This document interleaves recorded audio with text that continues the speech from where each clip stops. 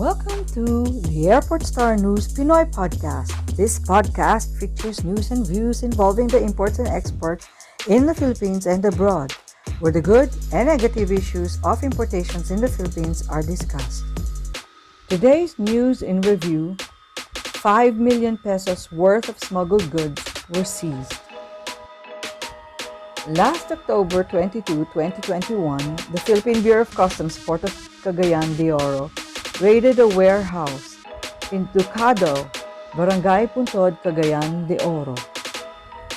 Inspection was conducted in the presence of the warehouse representative, which revealed the presence of imported agricultural products such as garlic, onions, mung beans, carrots, and other assorted imported goods.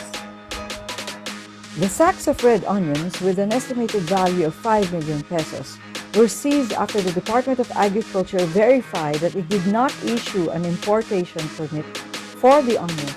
This resulted in the issuance of a warrant of seizure and detention on the smuggled goods.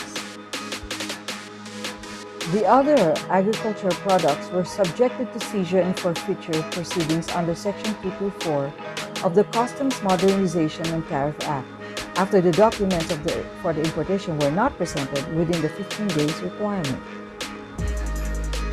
Dissecting import smuggling. The following are assumptions on its true market value and effects on local agricultural produce. According to the report, the smuggled onions had an estimated value of 5 million pesos. Here's an analysis and estimated value. If one sack of onions is equivalent to 25 kilos per sack, with a market bin value of around 190 pesos per kilo, that means 190 pesos per kilo times 25 kilos per sack is equivalent to 4,750 pesos per sack.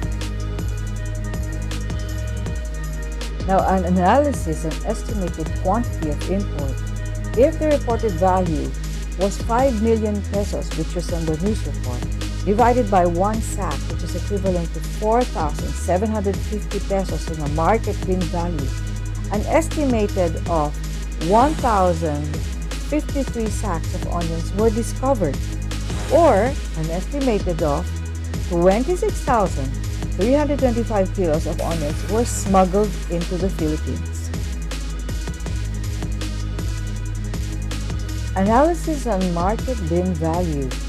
If an estimated 26,325 kilos of onions are sold at the market bin value of 190 pesos per kilo, that would mean an equivalent sale of 5,001,750 pesos.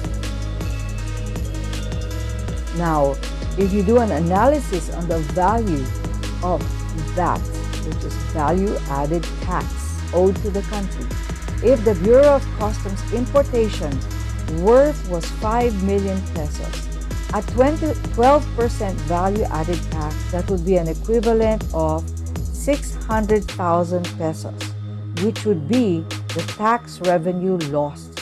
Note that the computation does not include after-related issues. There's missing information today, which would be the values and quantity of illegally imported garlic, mung beans, carrots, and other assorted imported goods found in the same shipment. Okay, now let's examine what are the effects on tax revenue loss. This means that government failed to collect 600,000 pesos in value-added tax. What are the effects on local agriculture? This would also mean that farmers lost 26,325 kilos to smuggling worth 5,001,750 pesos in agricultural earnings. They lost this much to smuggling. Now, what are the effects on our border security?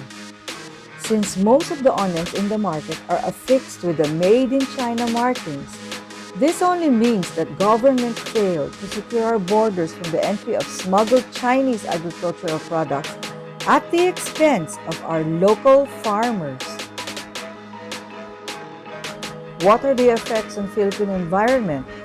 It's fair to suspect that any agricultural importations could pose a danger to the country's agricultural sector via the introduction of agricultural pestilence, those insects that are coming in together with the produce, forever chemicals which come from fertilizers, and other insects that may have attached itself in egg, larvae, or grown states during the farming, loading, and shipment of such produce into the Philippines. We hope that you find this episode to be relevant to your industry, to our economy, and the country.